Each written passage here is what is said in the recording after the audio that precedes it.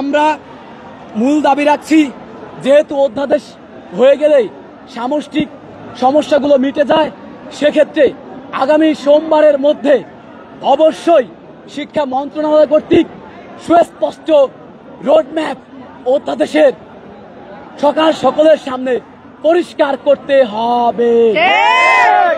আগামী সোমবারের মধ্যে সুস্পষ্ট রোডম্যাপ পরিষ্কার না করলে এই শহরে 7 কলেজ শিক্ষার্থীরা বিগত সময়ের মতো করে ভয়ঙ্করভাবে রাস্তায় নামবে। কারণ আমাদের ভাইগণ, আমাদের আর পেছনে ফেরার সুযোগ নেই। শিক্ষার অধিকারের জন্য রক্ত দিতে দিতে আমাদের রক্তও এখন আর বের হতে চায় না। বাবা মায়েরা অনেক বেশি টেনশনে থাকে আমাদের নিয়ে। কাজেই চূড়ান্ত সমাধান অধ্যাদেশ এবং অধ্যাদেশের মাধ্যমেই সবকিছু পরিষ্কার করতে হবে। আপনারা জানেন, আজকে বিভিন্ন বিভাগের শিক্ষার্থীরা শ্রদ্ধার সাথে, বিনয়ের সাথে তারা ক্লাস পরীক্ষা বর্জন করেছে। কারণ যে শিক্ষক মহোদয়গণ গত 8 বছরে শিক্ষার্থীদের প্রশ্নে একদিন সামষ্টিকভাবে রাস্তায় নামেনি, তারাই শুধুমাত্র স্বার্থান্বেষী মহলের মতো করে গতকাল রাজপথে গিয়ে তারা দাঁড়িয়েছিল, ইউজিসিতে গিয়ে তারা ডিস্টার্ব করেছে শিক্ষার্থীদের বিপক্ষে গিয়ে। কাজেই এই শিক্ষার্থীরা যেহেতু কর্মচারী দিয়ে গতকালকে পরীক্ষা নিয়ে ওনারা রাষ্ট্রীয় বিধিনিষেধ লঙ্ঘন করেছে, কাজেই শিক্ষার্থীরা আজকে ইডেন কলেজ সহ ঢাকা কলেজ বিভিন্ন ক্যাম্পাসে তারা পরীক্ষা বয়কট করে, আপনারা দেখতে পাচ্ছেন এখনো পর্যন্ত চারদিকে স্লোগান হচ্ছে শিক্ষা সিন্ডিকেটের বিরুদ্ধে। এই স্লোগান বিস্ফোরিত হবে এবং একমাত্র আল্লাহ ছাড়া, রাষ্ট্রীয় বিধান ছাড়া শিক্ষার্থীদের নৈতিক দাবি থেকে কোন প্রকারের অপরাজিত শক্তি আর পেছনে ফেরাতে পারবে না। কারণ শিক্ষা অর্জন করতে এসে আমরা আর কোনো রক্ত দিতে প্রস্তুত নই। আপনারা জানেন, এই শহরে উচ্চশিক্ষার জন্য আর কেউ রক্ত দেয় না। এই ঢাকা শহরের মানুষ অন্য ক্যাম্পাসের জন্য একটা মিনিট কোনোদিন অসহ্য হয়েছে, তাদের ব্লকেট করা হয়েছে। কিন্তু গত 8 বছরে 7 কলেজ শিক্ষার্থীরা বারবার কেন রাজপথে যায়? তারা কি একবারও সমাধান করেছে আমাদের শিক্ষক মহোদয়গণ?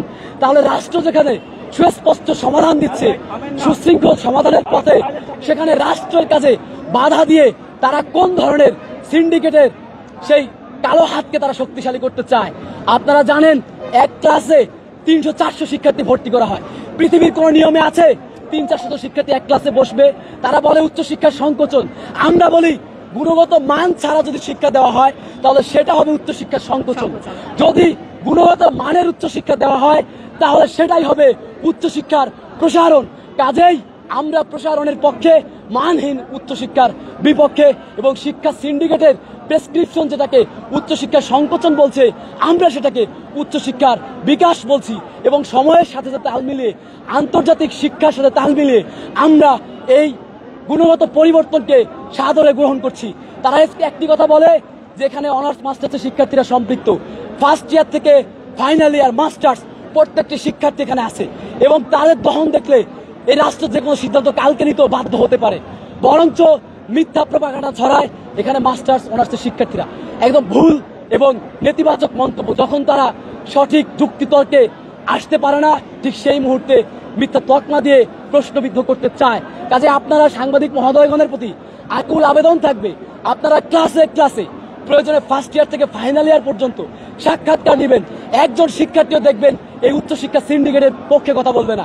তারা সুস্পষ্টভাবে দেখিয়ে দিবে তার শিক্ষক কিভাবে করে নৈতিকতা বিসর্জন দিয়ে ক্লাসরুমে ঠিক মতো পড়ায় না, সিগনেচার দিয়ে চলে যায়। এটা কোনো শিক্ষার নিয়ম হতে পারে? আমরা চাচ্ছি গুণগত মানের পরিবর্তন। জনগণের ভ্যাট ট্যাক্সের টাকায় এদেশের মানুষের বেতন হয়, সরকারি অফিসারদের বেতন হয়।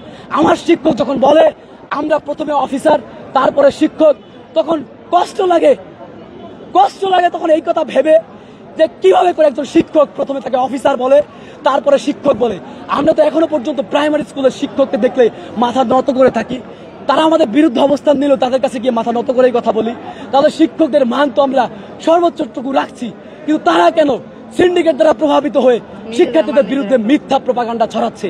আমরা এর তীব্র নিন্দা জানাই।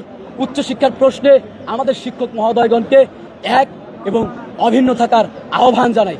আবারও সত্যিকারের হুঁশিয়ারি দিচ্ছি, যদি আমাদের নিয়ে আর কোনো ব্যাডমিন্টন খেলা হয়, আবার কোনো অধিভুক্তি নামক অভিশাপে যুক্ত করার পায়তারা করা হয়, ন্যাশনালে নেওয়ার ন্যূনতম পরিকল্পনাও করা হয়, এই ঢাকা শহর সুস্থ থাকবে না। আমাদেরকে মেরে ফেললেও এই ঢাকা শহর সুস্থ থাকবে না যদি আমাদেরকে নিয়ে কোনো প্রকার তালবাহানা করা হয়। আপনারা জানেন, ইন্ডিভিজুয়ালি ইডেন কলেজের কিছু শিক্ষার্থীকে তারা মিথ্যা প্রোপাগান্ডা ছড়ায়। আজকে ইডেন কলেজ থেকে শিক্ষার্থীরা এসে আমাদেরকে বলছে, ভাই এইভাবে মিথ্যা কথা বলে আমাদেরকে ব্রেইন ওয়াশ করতে চায়। একটি মানববন্ধন হয়েছে ইডেন কলেজে, দেখেছেন আপনারা। শিক্ষকরা বলে তোমাদের শ্রেণীকক্ষের নাম্বার দিয়ে দেওয়া হবে, তোমার মানববন্ধনে যাও। শিক্ষার্থীরা এসে যখন থেকে সেন্টারের বিরুদ্ধে মানববন্ধন, তারা সাথে সাথে মেসেজ করে, আমাদের কিছু সব ডকুমেন্টস আছে, কান্নাকাটি করছে, ভাই বিশ্ববিদ্যালয়ের বিপক্ষে তারা দাঁড়াতে বলছে। এই ফুটেজ ব্যবহার করে তারা বিভিন্ন জায়গাতে শিক্ষার্থীদের বিরুদ্ধে মিথ্যা কথা বলে যে এখানে নাকি আন্দোলনে সব শিক্ষার্থী নেই। প্রত্যেকটি শিক্ষার্থী প্রত্যক্ষ পরোক্ষভাবে এখানে সম্পৃক্ত। এবং শিক্ষার্থীদেরকে বলে দিচ্ছি যে ভাই বোনেরা, যারা মিথ্যা প্রোপাগান্ডা ছড়ায়, আপনাদের জন্য বিশ্ববিদ্যালয় মঞ্জুরি কমিশন, শিক্ষা মন্ত্রণালয় সবাই প্রস্তুত সঠিক ব্যাখ্যা দেওয়ার জন্য। কিন্তু দেশকে অস্থিতিশীল করার জন্য তৃতীয় পক্ষের কোন প্রকার উস্কানিতে কোন শিক্ষার্থী যাতে করে আর হাত না বাড়ায় এবং তাদের উস্কানিতে না পড়ে। কাজেই আমরা এক ও অভিন্ন আগামী সোমবারের মধ্যে বিশ্ববিদ্যালয় সংক্রান্ত ইস্যু সমাধান করতে হবে।